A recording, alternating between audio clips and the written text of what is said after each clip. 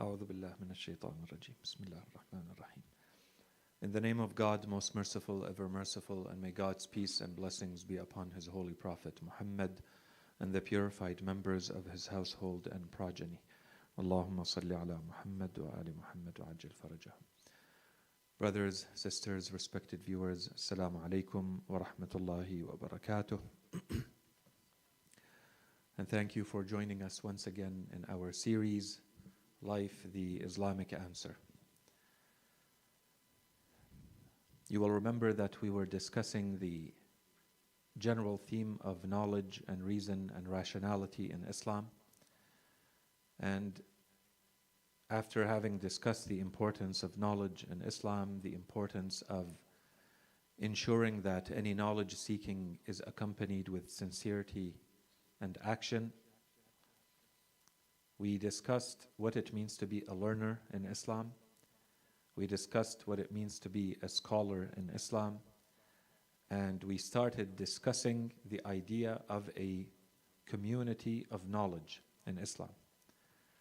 So first, we established the importance of understanding, alaykum assalam wa rahmatullah, understanding that our religion gives a lot of importance to the notion of community in general. That in the afterlife, the Holy Quran tells us that as human beings, we are not only going to be accountable and responsible as an individual, but that we are part of a community and we have a responsibility and a role to play as a community together.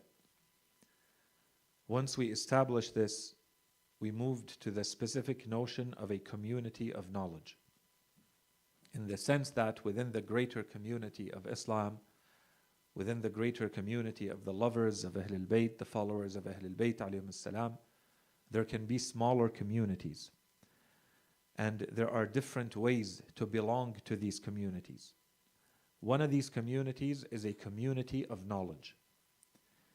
And so we are trying now to understand what it means to have a community of knowledge, to become a community of knowledge, to build a community of knowledge, and to belong to a community of knowledge.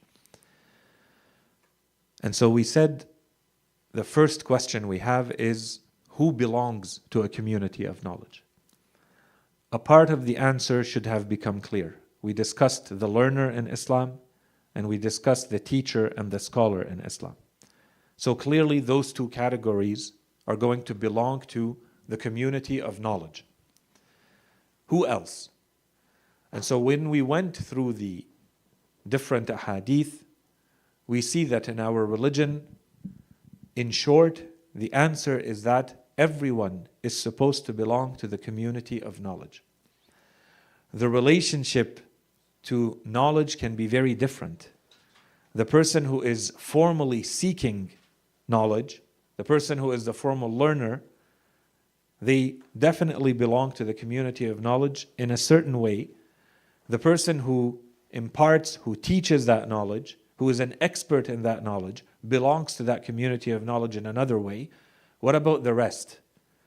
And this is where we saw that there are narrations, there are teachings in Islam that say, for instance, that if you are not the scholar, then at least be the teacher. Then at least be the learner. If you are not the scholar or the teacher, then at least be the learner. And if you cannot be the learner, then at least be someone who listens to them, someone who sits in their gatherings, or at least, the Holy Prophet says, or at least be someone who loves them and loves those gatherings of knowledge. That love of the gatherings of knowledge is the way to belong to that community. That's at a minimum, which means that everyone belongs to that community. The role you're playing is different. If you are a lover of the community of knowledge, this needs to show in your actions. Anyone who sees how you act will say this is someone who loves the community of knowledge, who loves Islamic knowledge, who contributes to it in some way. It may not be by learning, and it may not be by teaching. It may not even be by attending. But you are still contributing one way or another to these communities of knowledge. But we said in the hadith, there's a clear progression. This is at a minimum. If you cannot be, the Holy Prophet says, if you cannot be the scholar and the teacher, So by default, the Holy Prophet expects everyone to become an expert in this religion. He says, but if you cannot, then become the learner. If you cannot, then at least sit in their gatherings. And if you cannot, then at least be a lover of those gatherings. And this means that don't be the opposite. Don't be an obstacle, don't be an impediment, don't be a barrier to these types of gatherings and this type of building a community of knowledge.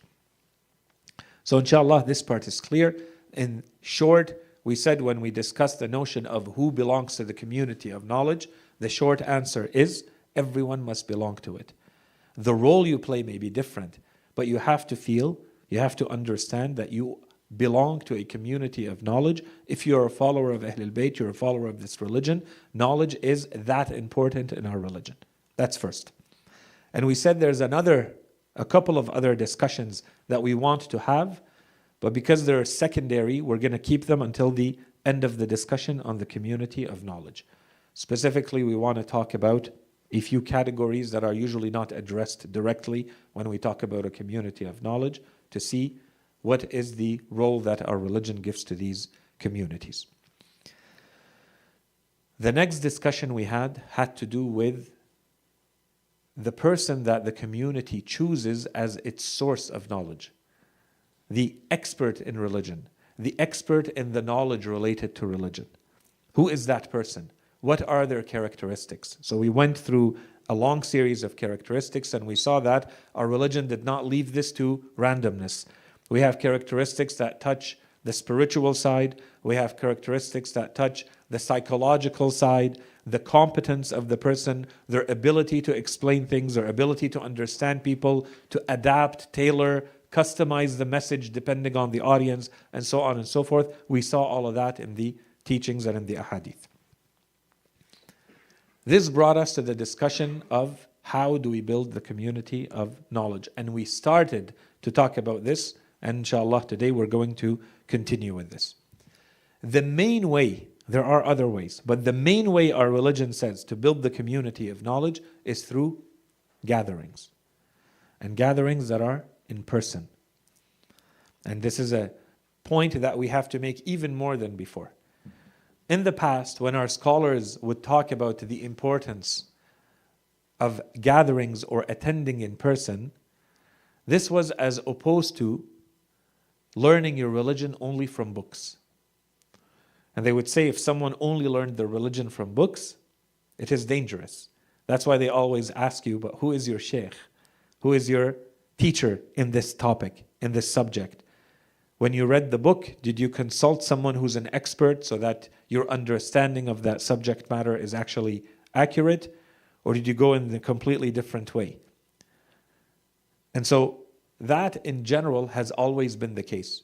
In today's world, it's even more the case because there is a way to learn this religion without ever leaving your home. You can rely entirely on your phone and a monitor, you can watch TV, you can see it on YouTube, you can follow on the internet. As a last resort, if there is no other way for you to access this knowledge, then of course, choose that over not accessing the knowledge. But if you have the choice between the in-person and not in-person, virtual for instance, or going back to only relying on books, always choose in-person. You can complement it. You can add to it, supplement it with the rest, but the in-person has to be a staple, as they say, has to be always there, without risk. Inshallah, that part is also clear, so I won't spend too much time on it, and today we're going to continue with this idea of the gatherings of knowledge. We discussed very quickly the importance of ensuring that, therefore, our community centers, our Husayniyat, our mosques, our religious centers, play a specific role related to all of this. The gatherings that take place in the past, in a lot of cases, and we saw this in multiple ahadith, it was not possible for people, especially the lovers of Ahlul Bayt alayhim as-salam, it was not always easy or possible for them to gather together publicly and to discuss openly religion and to discuss openly the teachings of Ahlul Bayt. This meant that they are becoming directly under threat for their lives, for being harassed. Today the situation is different, which means that we have to take advantage of this. In the past, it was at least in your homes, as we found in the ahadith. At least in your homes gather. Make sure that these gatherings in person continue. One way or another, keep gathering. Today, the majority of the gatherings are taking place in community centers, in the mosques, and even in the homes. And all of that is desirable. But it means that therefore there's an additional layer, additional responsibility when we have these centers to add that planning and that organization, the strategic thinking, as they say. If our religion is so accurate about the types of knowledge, inshallah, as we will see. We haven't discussed the types of knowledge our religion urges us to learn. Our religion has been very clear on the importance of seeking knowledge, on the importance of choosing the sources of knowledge, on the frequency, as we saw. In the hadith, we saw that at least at a minimum, the hadith from the Holy Prophet and others was saying, misery to the man, woe to the man. Will he not even spend one day of his week or a part of one day of his week to learn knowledge? So this has to become the minimum for these types of gatherings. And what we added to this discussion is that let's make sure that it becomes a gathering of knowledge. We can do a lot of things when we gather. We can perform acts of worship. We can remind each other. We can remember things. All good. But there has to be a component of knowledge in the gathering so that it falls in this category. And so this, you have to go out of your way to organize it, to plan it, to make sure that it is happening. Create an environment where knowledge is happening. Knowledge seeking, knowledge sharing, learning is taking place. Don't leave it completely up to chance and randomness. Just because people are gathering under some religious heading, then that's okay and that's enough. No, you're still not meeting the minimal threshold. The gathering has to be a gathering of knowledge and add the rest to it. And inshallah, all of that is also clear. As we said, we discussed the frequency. We discussed the importance that, so as part of these gatherings of knowledge, the importance that it's not just one way. And we've talked about this a few times. It's not only one way, because the ahadith say, first, you have to meet, and you have to meet therefore in person, visit each other, meet, and it says discuss, and ask each other questions, and answer each other's questions, which means that this is two-way. I remind you, and you remind me. I ask you, and you ask me. There's a discussion that is taking place. This forces you to learn. Sometimes you think you know, but because you haven't been forced to actually say it with your own words, when the time comes that you have to say it with your own words, you don't find the right words. It might seem easy. The argument, when you hear the argument, let's say for the existence of God, or the need for religion, or that Allah subhanahu wa ta'ala is just, or that we need prophets, it may seem that it's a very simple argument. Can you repeat the arguments in your own words? For yourself, if you are convinced, would you be able to explain it? Explain it to your friend, to your child, to your neighbor, to your co-worker, if the discussion happens. If not, it means that you're not having those discussions. You have to put yourself in a situation where this is being discussed. And this was very clear in the ahadith. We started to see in some of the ahadith, in addition, that these gatherings are going to bring spiritual benefits. And we saw a little bit of that, and inshallah today we're going to continue with that. One hadith we spent a little bit more time on was very interesting because it brought something that perhaps never comes to our minds. Why do we have to get together and gather around knowledge? Unless I'm mistaken, the hadith was from Imam Ali alayhi salam. He was saying out of duty to the knowledge. If you do not do this, he doesn't mention in that hadith that you benefit or not. He just says you have to. There's a duty to get together, because if you do not, the knowledge will disappear. The duty is towards knowledge. But this is not any normal knowledge. And as we said, this is exactly what happened.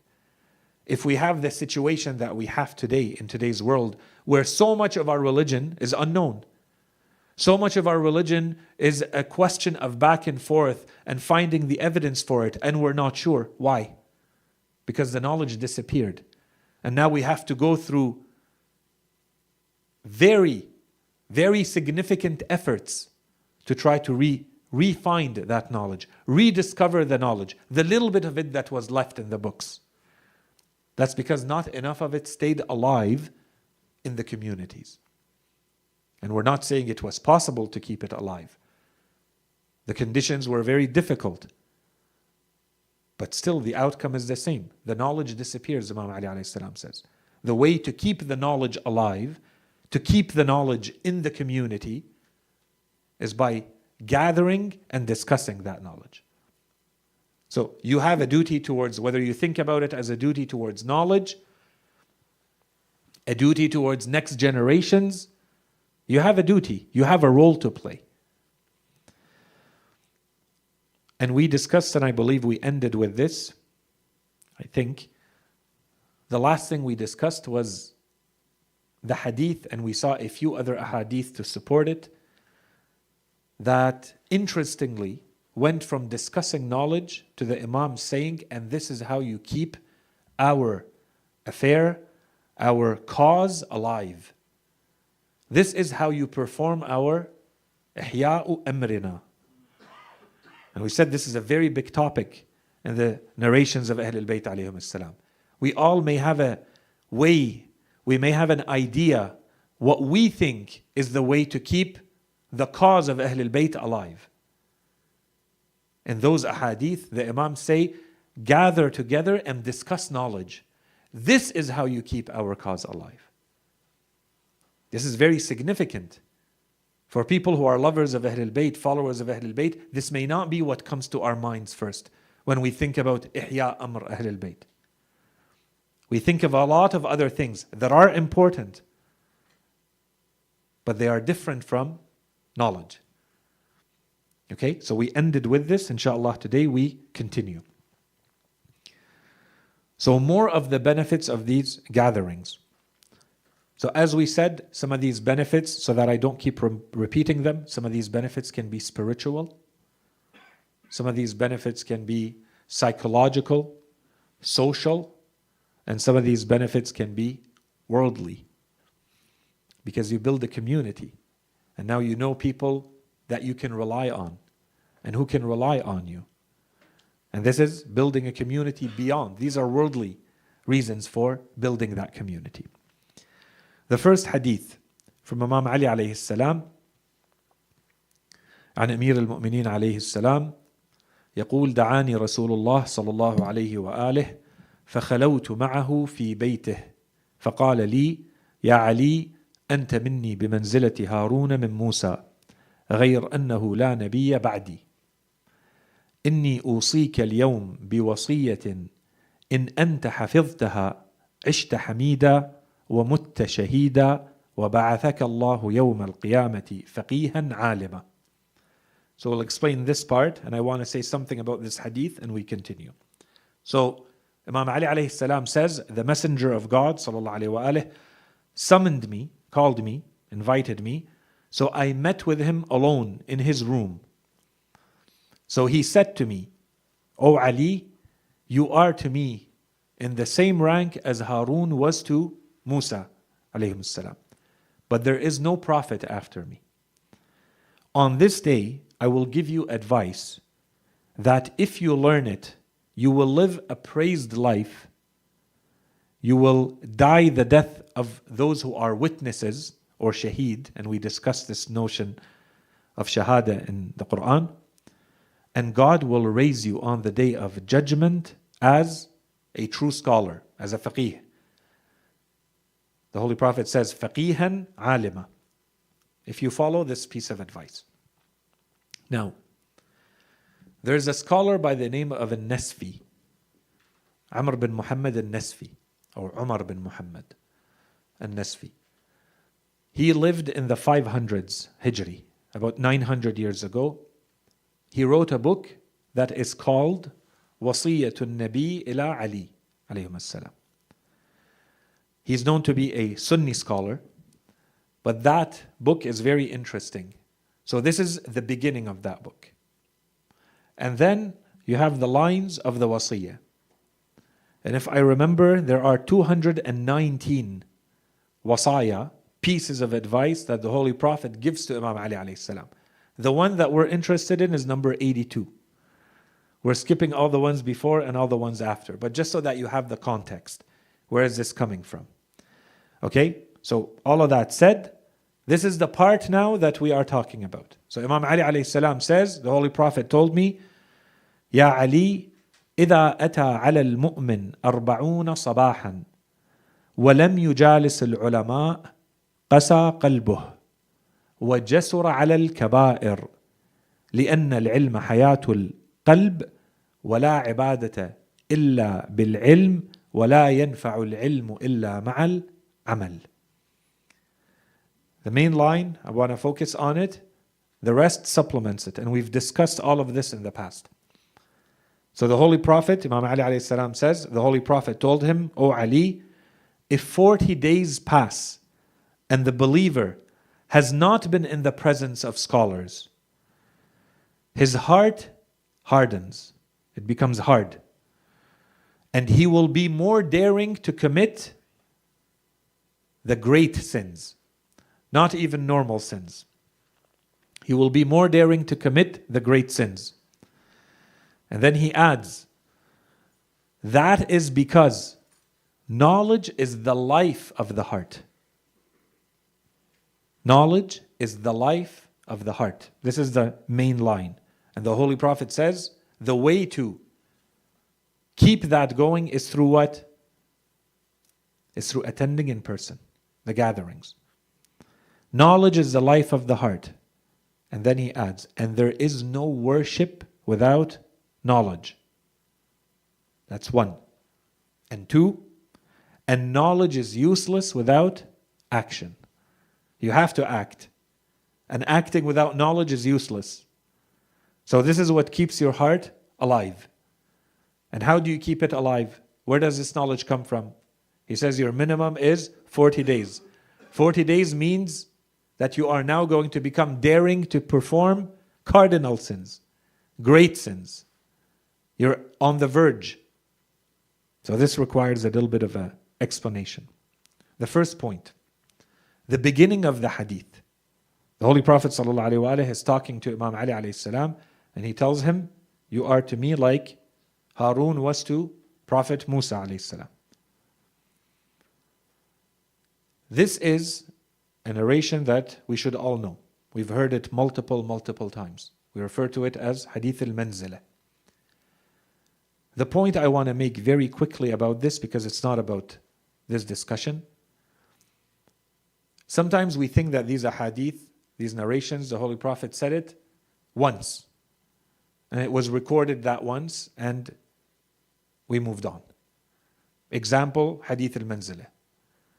Hadith al-Manzilah, the rank of Imam Ali to the Holy Prophet, his relationship to the Holy Prophet, being of the same type of relationship as Prophet Harun was to Prophet Musa, Hadith al-Manzilah, this was repeated many times by the Holy Prophet throughout the years. But we don't have accurate numbers for it. You'd have to dig through the books and to look at every instance we can find where the Holy Prophet used that wording. This is one of them. And in this case, this was not public. Imam Ali alayhi salam says, he called me and I met with him alone in his room. So no one else knows this. We have other instances where the Prophet said this openly and publicly, and everyone heard when the Prophet told him, you are to me as Harun was to Musa. Okay, that's point one. Similar to this, because that one we do have examples of how many times it was repeated. For instance, the verses related to التطهير, the purification verse, or Hadith al-Thaqalain. We have numbers around those, just to see how much the Prophet went out of his way to establish this relationship between him and certain people, so that this does never become an issue of contention, an issue to be questioned afterwards. For instance, one of the companions says, I went to visit the Holy Prophet and I remained in Medina for 6 months. During those 6 months, this is the companion, he's an outsider. He just wants to meet the Prophet, spend time with them. He says every day on the prayer, the Fajr prayer in the morning, the Holy Prophet would walk to the house of Ali and Fatima and knock on the door and recite these verses. He would say, Assalamu alaikum wa rahmatullah, peace be upon you. He says to the inhabitants of this house, and then he would repeat the verse, إنما يريد الله ليذهب عنكم الرجس أهل البيت ويطهركم تطهيرا. 33. Al-Ahzab 33. And then he would say, As-salah, as-salah, yarhamkumullah. Get up for prayer. It's time for Fajr prayer. It's not that these people are not going to get up for prayer. The Holy Prophet is establishing the relationship. Who are these people? They are the people that this verse is talking about. They are the people that are meant by the verse 33. They are the ones that God has purified. That's the point, right? How long did he do this for? 6 months, every single day. That's why we say it's difficult for us now to even have a discussion with someone who wants to just easily say, yeah, but there's other people who are included in this verse. It's everyone. Anyone who from far or close belongs to the family of the Prophet, they're all purified. The Holy Prophet never did this with anyone. He only did this with one specific group of people, 4 other people. Fatima, Ali, and their 2 sons. That's it. Those are the people that he's knocking the door of every single day and repeating this. More than that, Ibn Abbas, and we've spoken about Ibn Abbas that all Muslims respect as a matter of consensus, trustworthy, huge scholar, companion of the Prophet. He says the Holy Prophet performed this action. This is more accurate. This is not a foreign visitor to Medina. He lived in the house of the Holy Prophet, Ibn Abbas. He says the Holy Prophet, we witnessed or we saw. The Holy Prophet performed this 5 times a day for 9 months. Because Ibn Abbas was there.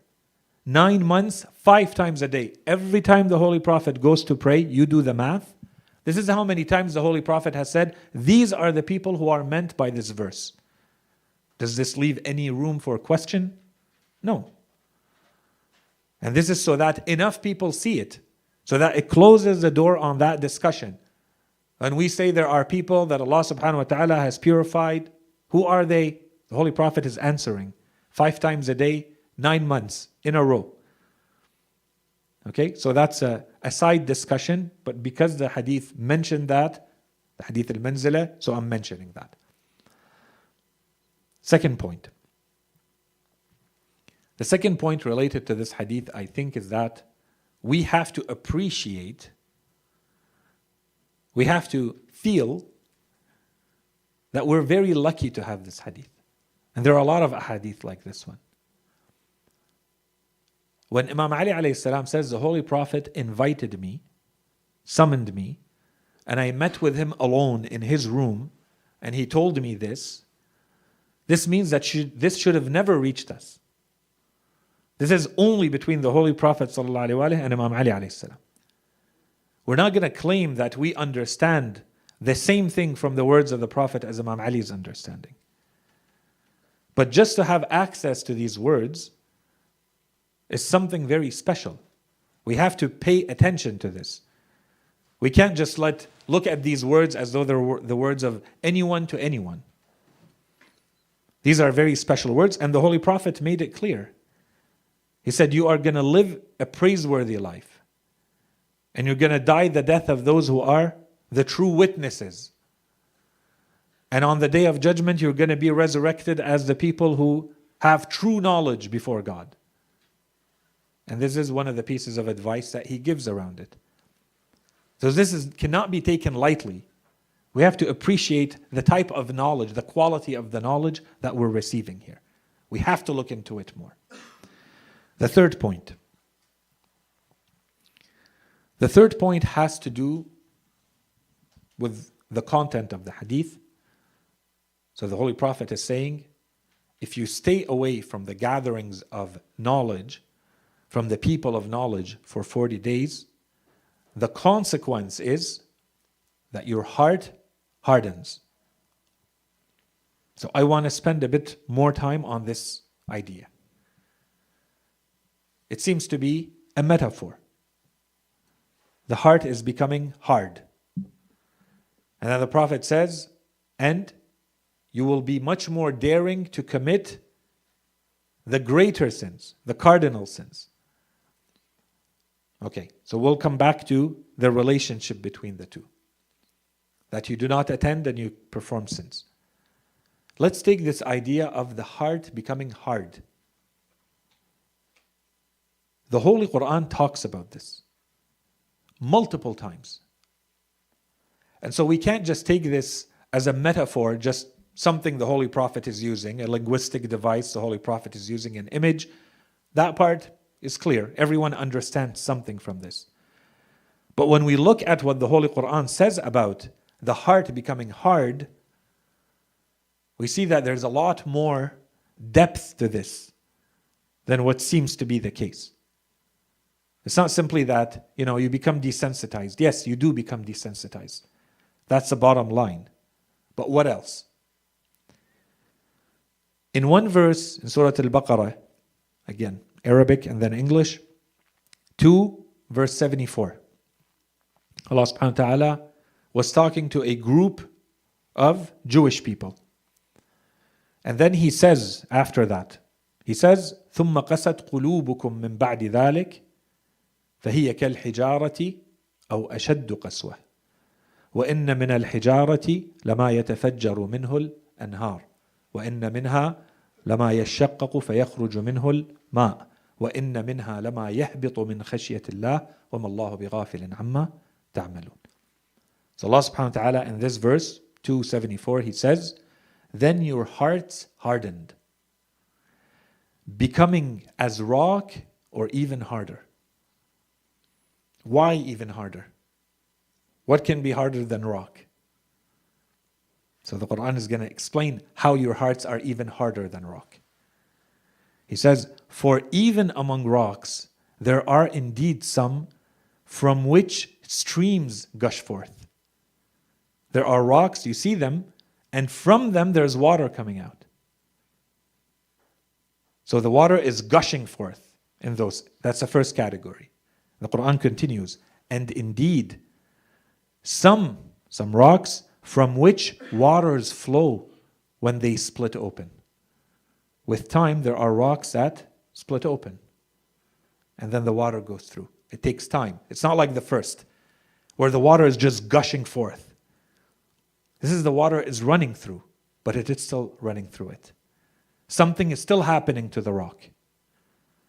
The third instance, and after this, and indeed others which fall down in awe and fear of God.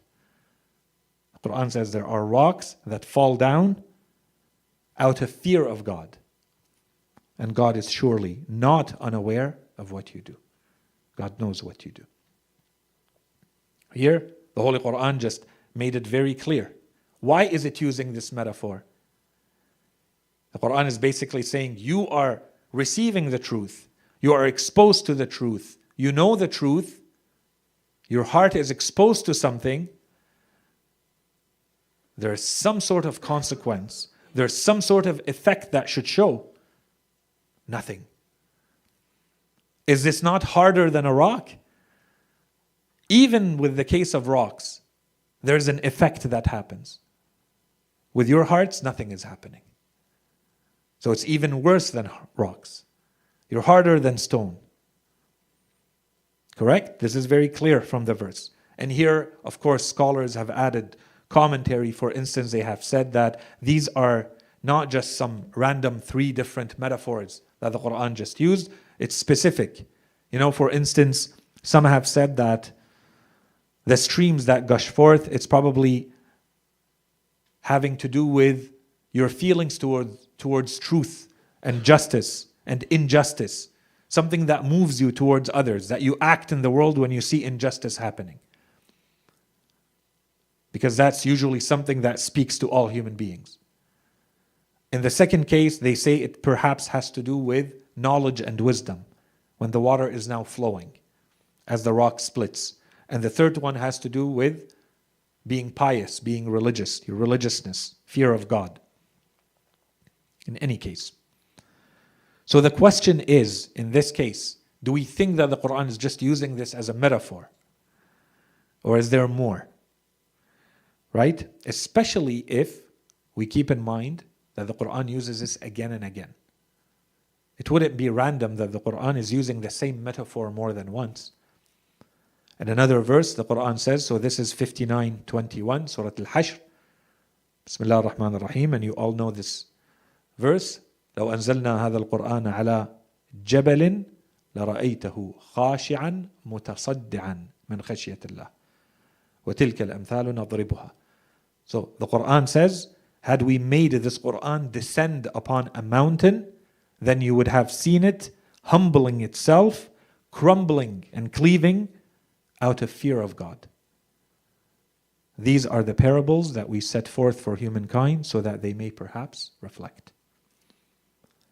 Here the Quran says it's a parable.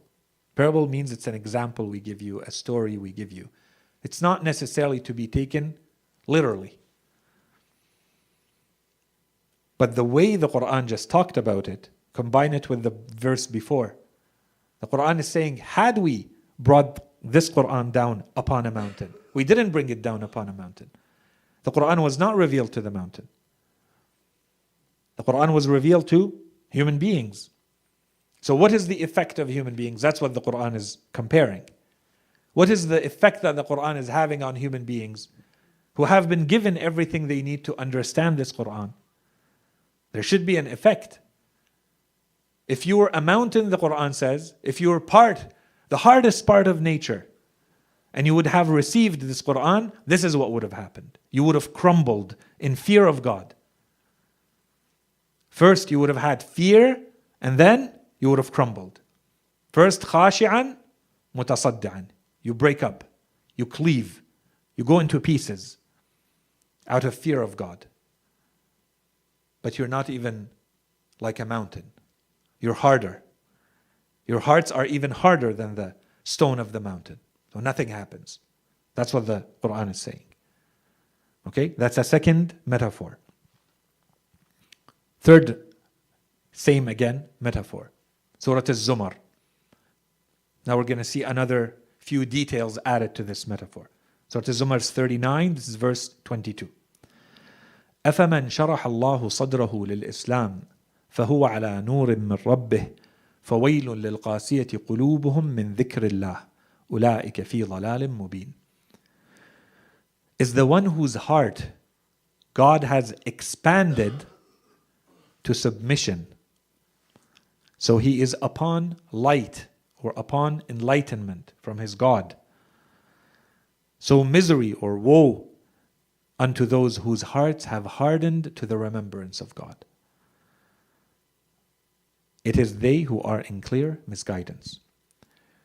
The previous verse, because I don't want to spend too much time on it, the previous verse was also a metaphor. Allah subhanahu wa ta'ala was talking about how He brings down the rain. Have you not seen how your Lord brings down the rain? The rain becomes streams from which plants grow, then it withers and dies. So it was talking about two things in the previous verse. The first one is that this is a metaphor for the resurrection. You see a land that is completely barren, then the rain that falls down, and then it comes to life.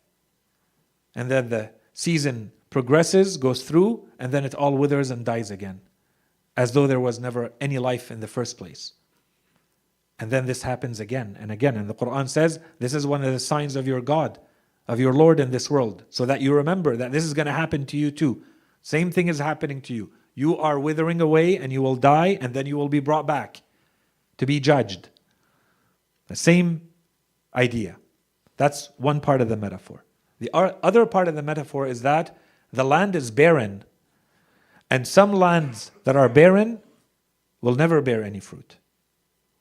And some are going to bear fruit. Some lands are good, and some lands are not.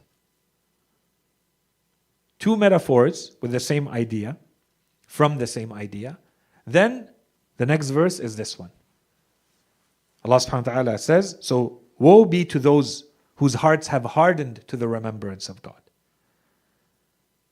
Okay, so that's one association. The second point related to this verse. This is a topic that inshallah in the future we can talk about a little bit more, but it has to do with this idea of the expansion of the heart, if we want to translate it literally. In this verse, Allah subhanahu wa ta'ala says, أَفَمَنْ شَرَحَ اللَّهُ صَدْرَهُ. In this case, شَرَحَ. أَلَمْ نَشْرَحْ لَكَ صَدْرَكَ. It's mentioned again and again in the Quran. This expansion of the chest, expansion of the heart, narrowness of the heart. It's mentioned in other verses. There are people who have a narrow heart or a narrow chest, the Quran says. What is this talking about? So this inshallah one day we'll talk about a little bit more. But very quickly, it's as though you need a lot of openness to be able to accept the truth. This is not something easy to accept. Because sometimes the truth goes against your interests. Sometimes the truth goes against your desires. Do you accept it or not? Is your heart wide enough to accept the truth or not? Has God helped you in that way or not? And so you see the verses, they talk about the one whose heart or whose chest God has expanded or opened up. This is what it means. He's helped you in that way. And this opens another discussion. So what credit do I get? What merit do I get if God has opened my chest and not opened yours, or the opposite? It's God who is doing all of this. And the short answer, we're going to get it in another verse, by the way. But in short, it's your actions. Allah subhanahu wa ta'ala has put principles and causes in place. If someone has a wider, a more open heart to the truth, a more open mind to the truth, it's because of how they conduct themselves, how they work on themselves, and the opposite. The person whose heart is not opened up, not expanded, it's also because of what they do.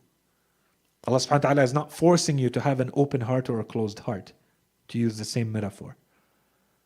To be more open or more closed off to the truth. This is your own actions. But this causality is put in place by Allah subhanahu wa ta'ala. This is a constant reminder that Allah subhanahu wa ta'ala is the one who has put all of this in place. There's a very interesting reference in this verse. This is not the time for it, but the verse says, it compares the one whose heart God has expanded, so he is upon a light from his Lord. That's very interesting. Especially if you link it to other verses of the Quran that talk about the one whose heart is open versus the one whose heart becomes narrow. As though he is being elevated into the heavens. يَصَّعَّدُ فِي السَّمَاءِ. There's a very interesting discussion that can be had related to pressure, atmospheric pressure, and what happens when you go up and down. If you go up a number of kilometers, it becomes almost impossible for you to breathe. Or if you go down into the oceans and that pressure becomes too high, the human being dies. That's why they have to build and design these very special submarines. These verses of the Quran, they're talking about something that requires more study. There's a number of them, this is not our topic. But a number of these verses talk about the chest or the heart being open or becoming narrow, as though someone is traveling into the heavens. What would that have meant 14 centuries ago? Today it's very easy. We can say exactly what it means. To us, from a scientific point of view. For them, we're not sure what that means. Okay? So in this verse, there's also something very interesting. Because it says, is the person whose heart or whose chest Allah subhanahu wa ta'ala has expanded, so it is as though he is upon a light from his Lord. That might become an interesting discussion to have. What does it mean to be upon a light? فَهُوَ عَلَى نُورٍ مِّن رَبِّهِ. Literally, this is what it means. To be on a light from his Lord. That requires a discussion. We leave it to another time. And then we also have, this is verse 39-22, Surah Al-Zumar 22. This person that the Quran is describing as the one whose heart, whose chest Allah subhanahu wa ta'ala has expanded. We have narrations that say this is a clear and direct reference to Imam Ali alayhi salam. This is the perfect example of this verse. In any case. Two more verses quickly related to the same topic. They give us another angle. First one in Surah Al-Ma'idah 5:13. فَبِمَا نَقْضِهِمْ مِيثَاقَهُمْ لَعَنَّاهُمْ وَجَعَلْنَا قُلُوبَهُمْ قَاسِيَةً. So as a result of their breaking the covenant, Allah subhanahu wa ta'ala was explaining His teachings to previous nations, telling them that this is my deal with you, this is my covenant with you. Then the next verse says, so as a result of their breaking of their covenant, we cursed them and we made their hearts hard. And this is the answer to the previous question we had. The previous question was, Allah subhanahu wa ta'ala does this randomly? No. The Quran says, when they broke the covenant, the result was that Allah subhanahu wa ta'ala made their hearts hard. It's your actions. Direct consequence. So that's one. The second one, Surah Al-Hajj 22:53. Surah Al-Hajj, Allah subhanahu wa ta'ala says, لِيَجْعَلَ مَا يُلْقِي الشَّيْطَانُ فِتْنَةً لِلَّذِينَ فِي قُلُوبِهِمْ مَرَضٍ وَالْقَاسِيَةِ قُلُوبُهُمْ. Allah subhanahu wa ta'ala says, so that He makes that which Satan inspires, throws, casts, spews, a temptation only for those whose hearts contain a sickness and those whose hearts are hard. And truly, the wrongdoers are totally engrossed in oppression. So, maybe this is a complex structure in English. The Quran is saying, Satan is going to inspire, Satan is going to whisper, the devil is going to try to inspire you with something. Does it work or not? This verse tells us one of the ways in which we know if it's going to affect you or not. The devil will do his work. Will it affect you? The Quran says it will affect those in whom there is sickness in their hearts or their hearts have hardened. So this becomes a criteria for all of us. To the extent that your heart holds a sickness or has become hard, then you are going to be open to the temptations of Satan, to the inspiration of Satan. لِيَجْعَلَ مَا يُلْقِي الشَّيْطَانُ فِتْنَةً. It becomes a fitnah, it becomes a temptation for whom? لِلَّذِينَ فِي قُلُوبِهِمْ مَرَضٌ وَالْقَاسِيَةِ قُلُوبُهُم. So that becomes a clear criteria. So when we take all of these verses together, we looked, I think, at 5 verses. There's a very logical progression. There's something happening. First, the Quran said, you keep committing sins. As you commit sins, you break the covenant of God. When you knowingly break the covenant of God, the heart starts to harden. When the heart becomes hard, you're no longer fearful of God. You're no longer afraid to commit the sin. And so, when Satan starts to inspire you, you listen. You receive. You're receptive to his temptations. And this eventually leads to the greater sins. This is, in short, what the Quran was saying about someone whose heart becomes hard. All of this we said so that we go back to the hadith. The hadith in which the Holy Prophet was saying to Imam Ali alayhi salam, if you do not attend the gatherings of scholarship if the believer does not attend the gatherings of scholarship, of knowledge, for more than 40 days, the heart becomes hard, and then you will become more daring to commit the greater sins. And then the Holy Prophet ended by saying, لِأَنَّ الْعِلْمَ حَيَاةُ الْقَلْبِ, because knowledge is the life of the heart. And, so that's one. And two, and there is no worship without knowledge. And three, and there is no knowledge without, or knowledge is useless without action. So now we have the full cycle. And those we've talked about at length in the past. So this hadith, inshallah, now is clear and it makes sense. Everything that the Holy Prophet is saying is basically, the Quran talked about a cycle that leads to the heart becoming hard, and then you are open to the temptations of the devil, evil. You are opening yourself up to evil as your heart hardens. And of course, you're going to keep doing more and more because you become desensitized. The small sin means absolutely nothing. So you move on to the bigger sin, which initially means something. And with time, it means nothing. So you move to an even bigger sin. You become desensitized. And so the Holy Prophet, what he's telling Imam Ali alayhi salam is, don't let this last for 40 days. That's a very long time. How do you break this cycle? Put yourself in a situation where you receive a reminder of true knowledge. And make sure this is fewer than 40 days apart. 40 days is a very long time to keep sinking into this. So catch it before and break the cycle. How do you break the cycle? Put yourself in a situation where you are exposed to knowledge. Which knowledge? The verses are clear. The Holy Prophet is clear. Knowledge that affects your heart.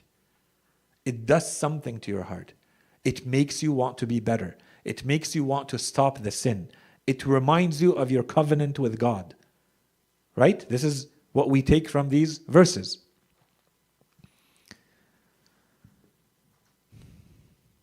There's a lot more that we can say around this, but in short, I think this covers and links back to the same discussions we've had. The importance of the gatherings, making sure that gatherings are gatherings of knowledge. And here we have very clearly the type of knowledge that we're looking for is not just a data dump of, history or theology or just info. That's not what we're looking for. The knowledge has to somehow connect back to softening the heart. It has to affect you spiritually. It has to make you want to stop committing sins. It has to make you want to be a better person. And that's why the Holy Prophet, in fact, was saying earlier that it is a revival of the heart. That's, in short, the revival of the heart. That this is the life of the heart. The next hadith, this was a longer hadith that we went through earlier in the series. I'm not going to go through the hadith.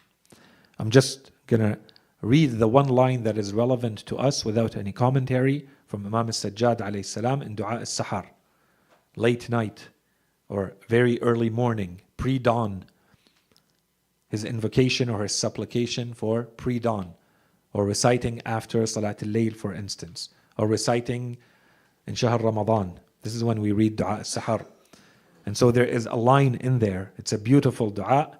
We read passages of it in the past. This is just a quick reminder in which the Imam starts to, when he's talking to Allah subhanahu wa ta'ala, he's talking to his Lord, he asks these questions. Why am I in this case? Why have I become a sinner? Why do I have all these shortcomings towards my duties towards Allah subhanahu wa ta'ala? And in one of the lines, the Imam says, أَوْ لَعَلَّكَ فَقَدْتَنِي مِنْ مَجَالِسِ الْعُلَمَاءِ فَخَذَلْتَنِي. Or perhaps you have seen me absent from the gatherings of the scholars or the gatherings of scholarship, so you have forsaken me. You've left me to myself. Right? فَخَذَلْتَنِي. Khudlan simply means that you're let go to your own devices. Allah subhanahu wa ta'ala just leaves you be. He doesn't do anything bad or anything good to you. Allah subhanahu wa ta'ala, as though, Imam al-Sajjad is saying, as though you can put yourself in a situation where you can remember God. So the Imam is telling Allah subhanahu wa ta'ala, he's asking God, which of course does not apply to the Imam. He's teaching us. He's saying there are places and there are times and there are ways in which when you know, if you place yourself in those situations, you are going to remember God.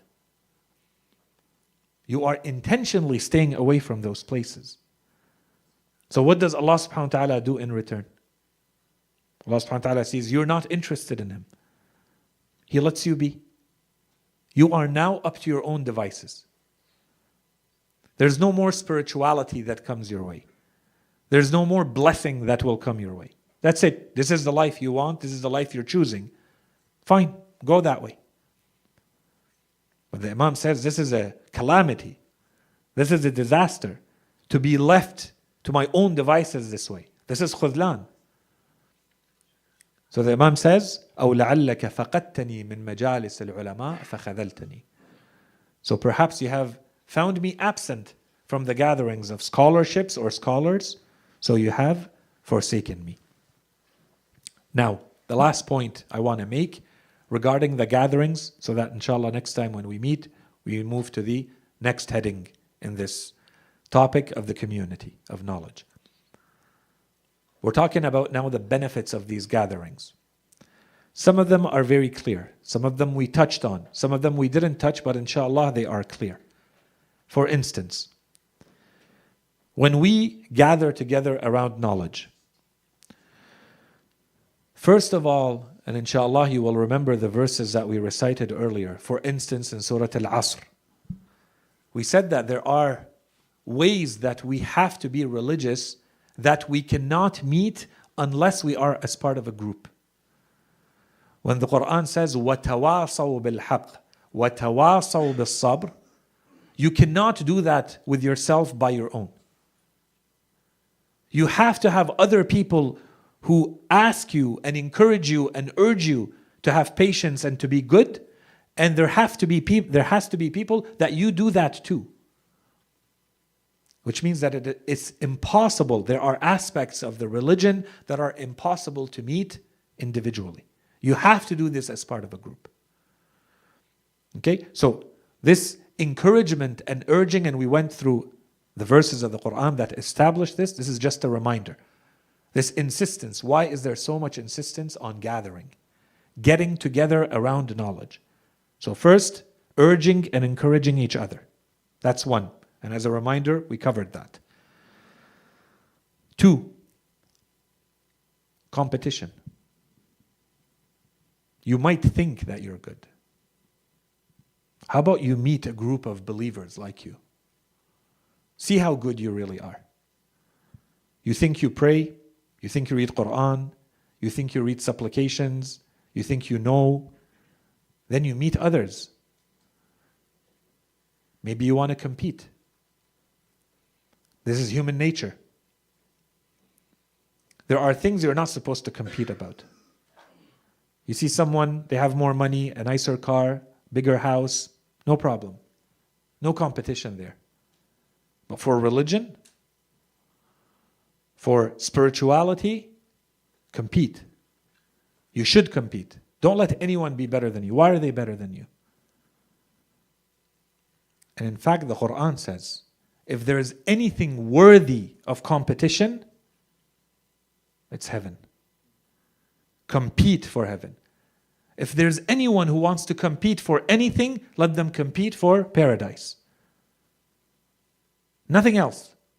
There is competition. This is noble competition, honorable competition. وَفِي ذَلِكَ فَلْيَتَنَافَسِ الْمُتَنَافِسُونَ. If there are people who want to compete, let them compete for paradise. Well, who are you going to compete alone in your home? Watching TV, that's enough for you to feel competition? No, gather. Get together with other believers. Discuss things. And work on yourself. And become better. That's noble competition. And your competition You competing with them will urge them and encourage them to be better too. This is good for everyone. And if you're not interested in competing, that's your loss. You don't have to compete. We spent a lot of time, past few gatherings, informally discussing heaven and all the ranks of heaven. And we were saying, it's like you can see it as a hotel. Some people might accept a 1-star hotel, or a 2-star hotel, or a 3, or a 5, or a 10, or a 50, or 1,000. In our ahadith, they say the ranks of heaven are the same number as the verses of the Quran.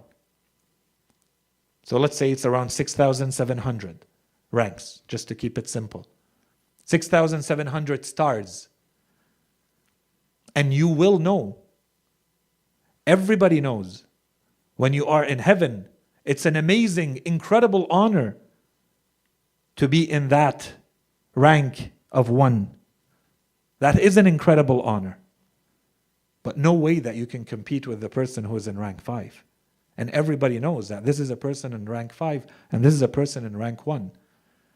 And this is a person in rank 50, and 200, and 4,000.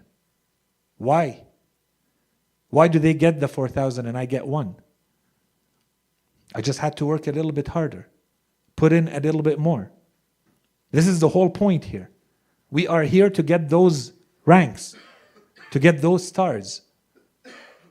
Why do I accept that others have a better rank than me? And it's not like it's hidden. And I've given this example before. To me, this is an incredible example to see the ranks of paradise. We have narrations that say Imam al-Hussein alayhi salam appears to some people in heaven, in paradise. He will appear to them once a year. And to some people once a month. And to some people once a week. And some people can see him every day. And there are people who are with Imam al-Hussein alayhi salam. Everybody knows. It's not hidden. Where do you want to be? Of course there are great honors. Of course whatever you wish is there in all the ranks. But you can't compete. These are very different categories. Not everything is just about material goods. The material goods are there. The human being is a lot more than just this body. Everybody will have the things related to the material good. What about the psychological? What about the spiritual? Which are infinite in the human being. You can keep going as high as you want in those dimensions. Don't limit yourself to the physical and the bodily. There's a lot more. When the Quran says, they will have everything they want and the pleasure of God. This is something completely different. And we may not know what it means in this world. We'll feel it, we'll experience it in the afterlife. But this is not everyone. This is one group. Only that group will have and the pleasure of God. No one else gets that. Okay, so this is the noble, honorable competition. Gather together. This took us completely on a tangent. Learning. One of the benefits is to learn from each other. I learn from you and you learn from me. It could be completely unexpected. But I have to gather first. We have to see each other first. Who knows what I will learn from you or what you may learn from me. Next, the reminders. The Quran says that reminders are very important. It's not that you don't know. You know. You know it better than I do. But reminders are good. And the Quran says those who benefit from the reminders, they're the true believers. Other people don't benefit from the reminder. سَيَذَّكَّرُ مَنْ يَخْشَى. The one who fears God will be reminded. The others don't benefit. You can remind them, they say, we've heard this, we already know this. Why do you keep repeating the same thing? Whereas the person who is trying to learn, whose heart is open, when you remind them, they benefit from that reminder. They will see something new in it. It will still have an effect on them. And our religion is built on reminders. There's a reason why you keep repeating the same prayer day in and day out, 5 times a day. You've prayed it once, that should be enough. 5 times, fine, 5 times. Every day, every day. Every year I have to redo the same fast. I've done it, I've experienced the fast, that's enough.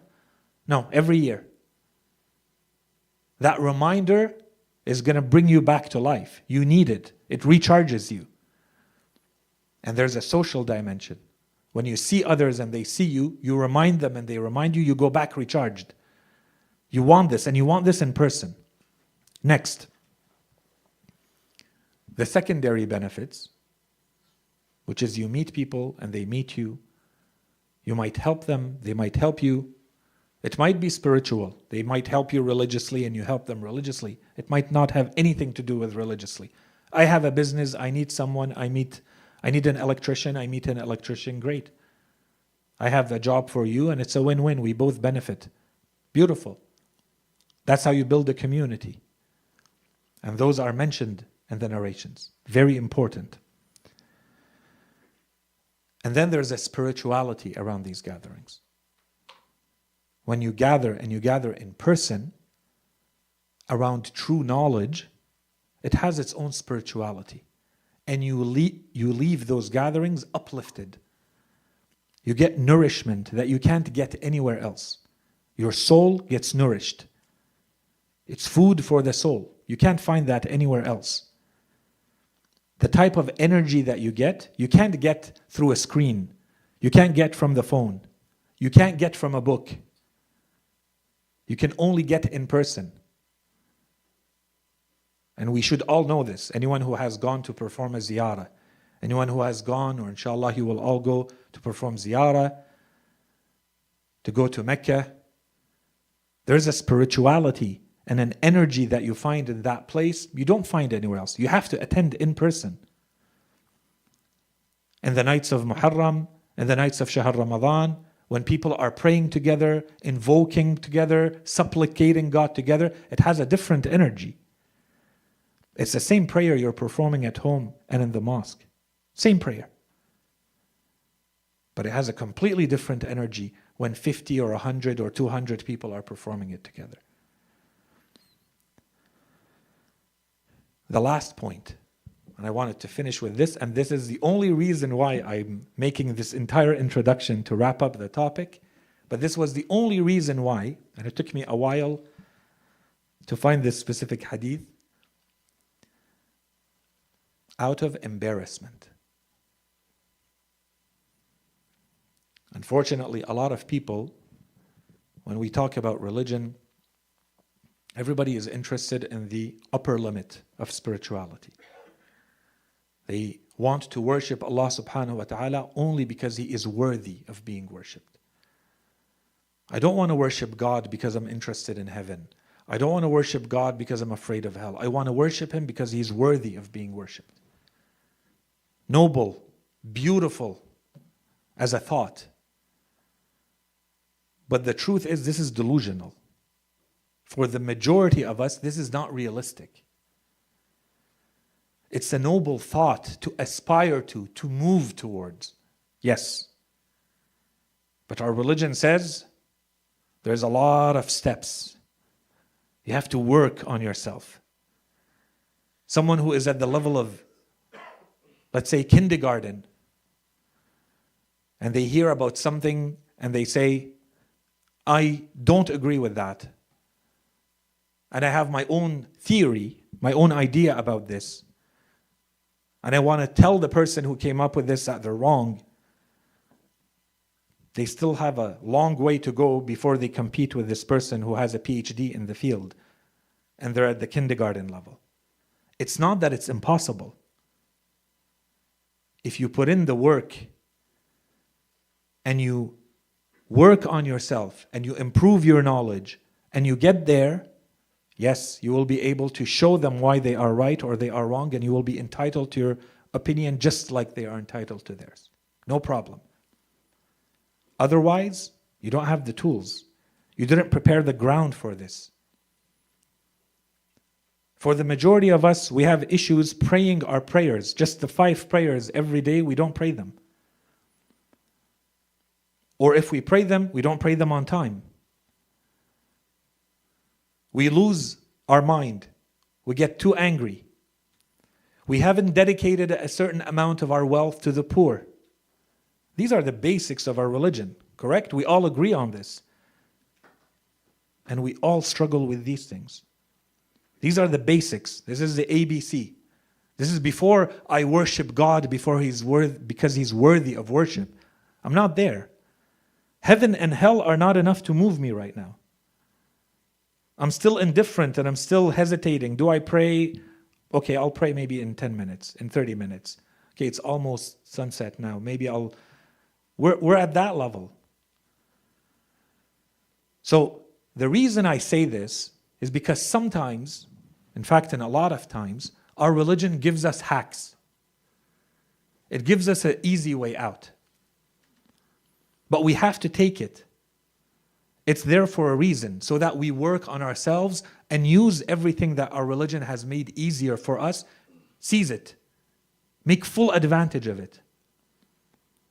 One perfect example of this, we could spend a long time on this. A perfect example of this is this topic. Why should we get into gatherings? Because out of embarrassment, you will not commit a sin. The person who is beyond this, they don't need this, fine. Good for them. They will not commit the sin, they will not even think about a sin. Beautiful. For the rest of us, we need this. We need everything we have. Religion says there are easier things, take them. We all know that if you are extremely sincere in the way you worship, that's a much higher quality worship. If you are not committing the sin because you truly fear God, beautiful. That's exactly what we want. But there are also situations where you would commit the sin. You could even be thinking of committing the sin, but you will not because there are people around. And going to the sin is, of course, the extreme. Before the sin, you could be not committing a sin, but you could be better. Why would you be better? Out of embarrassment, out of shame. You see people and you are ashamed to act in a certain way in front of them. It's not becoming of you. You're worth more than that. You should behave in a better way. The way you talk, the way you conduct yourself. It could be the small things, the small decision, and it could be your whole life in general. If you are around those types of people, then your life should be in a certain way. So this encourages you. Maybe the reason is not pure sincerity and love of God. Maybe. Maybe the reason is simply because you're ashamed around those people to be at that level. You need to be better. Our religion says, beautiful, and you get your reward for it. Good enough. Of course. Why not? Of course I want this. That's the easy way out. I'll work on my spirituality, and when I get better, I'll get more reward because it will be sincerely for God. For now, I'm doing it out of shame. I'm embarrassed. But it counts. This is a hack. I should take full advantage of it. So, allow me now to, with that long introduction, now we read the hadith and we end for today. عن أبي الجارود عن الأصبغ بن نباتة عن أمير المؤمنين عليه السلام قال كان يقول. So this is one of the companions of Imam Ali alayhi salam. He says Imam Ali used to say, which tells us that he used to repeat this repeatedly. من اختلف إلى المساجد أصاب إحدى الثمان. So the one who regularly attends mosques will acquire at least one of these 8 benefits. أخا مستفادا في الله. A brother who is useful or beneficial in God. So a brother in faith, a sister in faith, who brings you benefit or to whom you bring a benefit. The benefit might be spiritual and the benefit might be worldly. Someone who helps you or that you help. That's a huge advantage. Why not? That's enough. Imam Ali says there's 8. That's one. أو علما مستظرفا أو مستطرقا. Or a knowledge that comes your way. It could be fresh knowledge or unexpected knowledge, depending on how you translate it. A knowledge that comes your way. That's a second benefit. Sometimes all of these benefits combine together, by the way. Each one of them by itself, on its own, is fully worthy of it too. Knowledge that you may gain. And it could be unexpected knowledge. أو آية محكمة.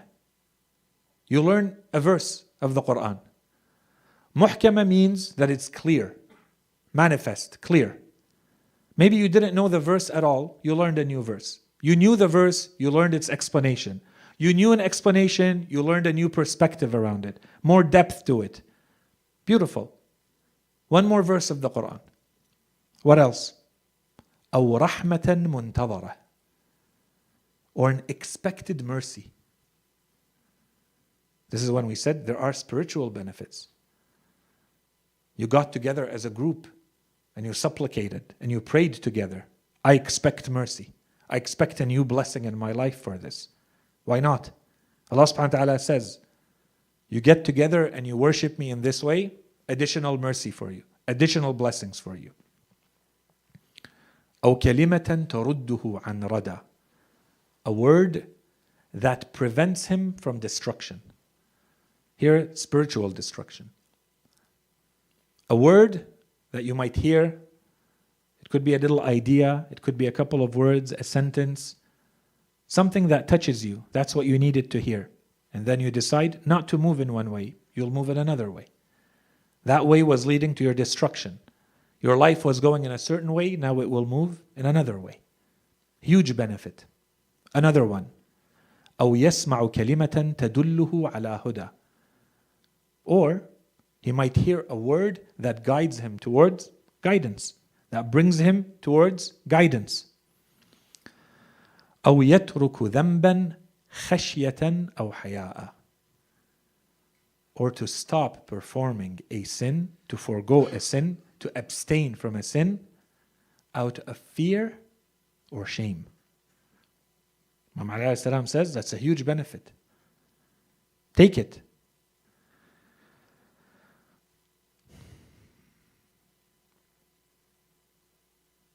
I'll stop here. There's a lot more we can say, but I think we covered enough for today, inshallah.